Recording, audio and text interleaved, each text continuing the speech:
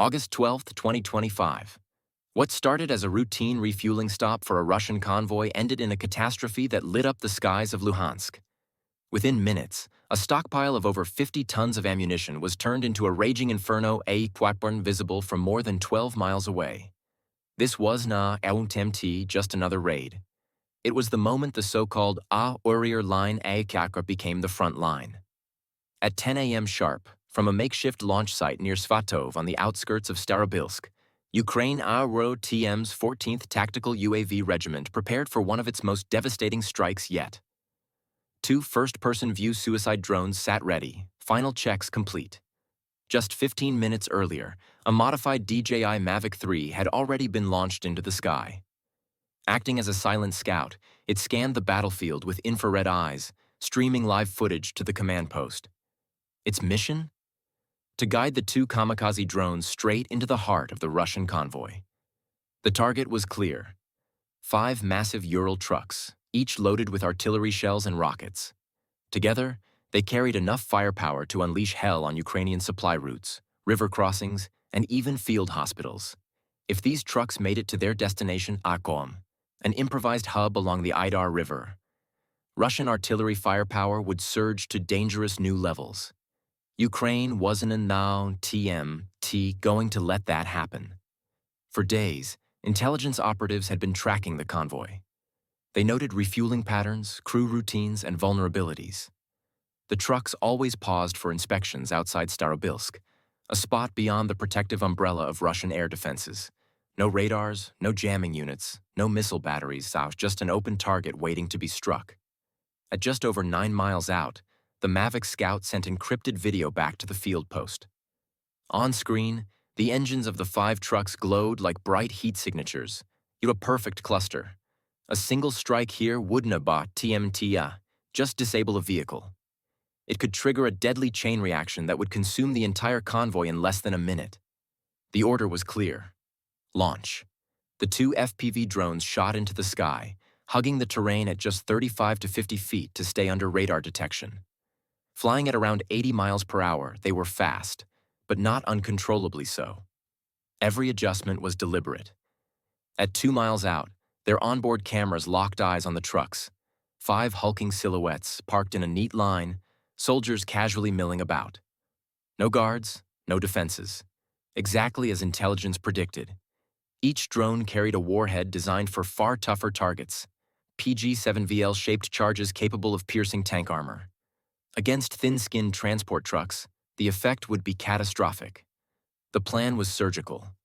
One drone would strike the 3rd truck in the center, triggering a chain reaction. The other would hit the rearmost truck, sealing the formation in flames and preventing any escape.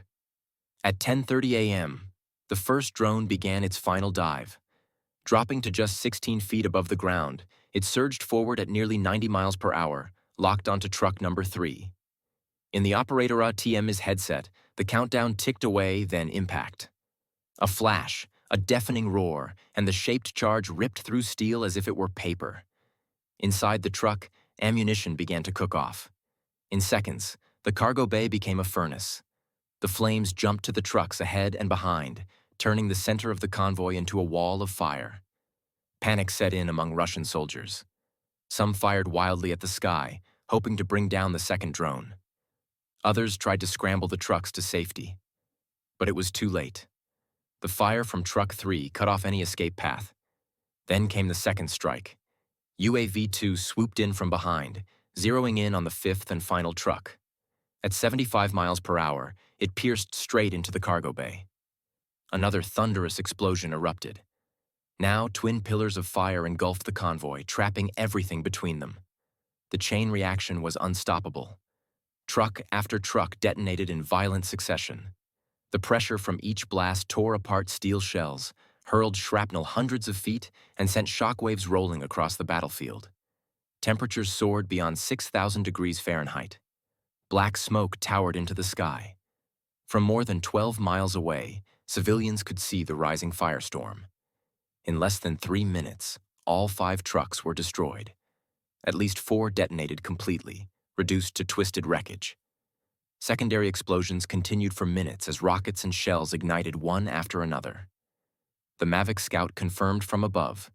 No vehicle remained intact. The cost to Russia was staggering. An entire convoy erased, 40 to 50 tons of ammunition gone in seconds. Casualties are estimated between 20 and 25 soldiers, including drivers, escorts, and technicians. The blast tore up the highway and littered the area with unexploded ordnance, forcing Russian emergency teams to cordon off the site. Route P66 was sealed, transport paralyzed.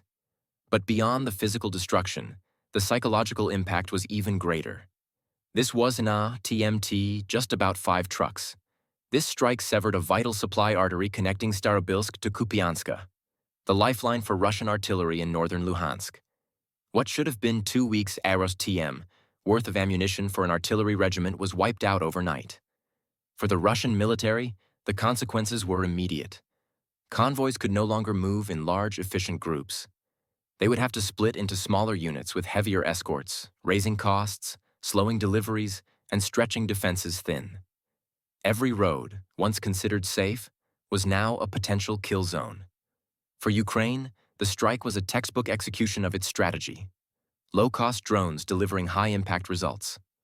With just 2 operators and 2 drones, an entire supply convoy was obliterated. More importantly, it sent a chilling reminder to Moscow. There are no safe zones anymore. Over the coming weeks, Russia TM's artillery firepower in the Kharkiv-Svatov axis is expected to decline sharply. Whether Ukraine can exploit this gap remains to be seen. But one thing is certain.